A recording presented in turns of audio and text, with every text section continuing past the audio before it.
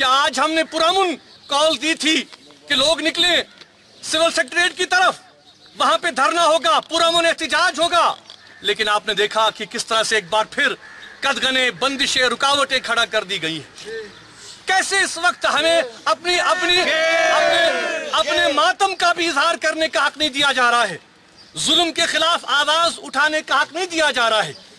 ये जो कोलैबोरेटर्स आज जम्मू से कश्मीर आए हैं, ये मर्डरर्स का दरबार है जो आज मूव हुआ है फ्रॉम जम्मू टू श्रीनगर। महबूबा मुफ्ती साहिबा और उसकी हुकूमत गवर्नमेंट होने का दावा करती है। ये लोग इक्तिदार में तो हैं, ये लोग कुर्सी पर हैं, चेयर पर हैं, लेकिन इनके पास कोई पावर नहीं है। अब इससे ज्यादा शर्म की बात क्या हो सकती है किसी कौम के लिए कि अपने ही लोग उनके जेनोसाइड पर प्रिजाइड कर रहे हैं। महबूबा मुफ्ती साहिबा के भाई ने कुछ दिन पहले बयान दिया था और कहा था कि हम जमीर की बात करें। हम ये कहते हैं कि इस हुक्मरान टोले का जमीर मर चुका है, मुर्दा हो चुका है।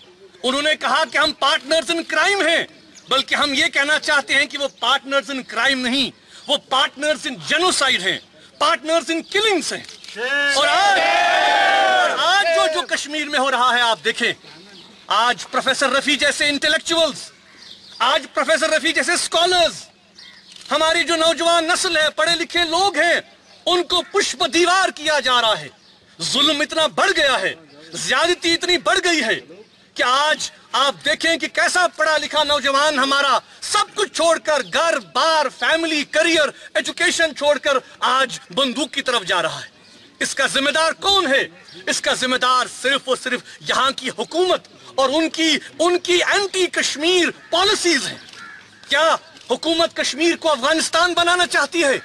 क्या वो चाहते हैं कि यहाँ हर घर से बंदूक निकले, हर पढ़ा लिखा नौजवान बंदूक उठाए? हम ये महसूस कर रहे हैं, हुर्रियत क़यादत ये महसूस कर रही है कि यही इनका प्लान है। ये यहाँ पर मैसिव मैसेकर करना चाहते हैं और कश्मीरियों को मजबूर कर रहे हैं कि वो तशद्दुद का रास्ता इख्तियार करें।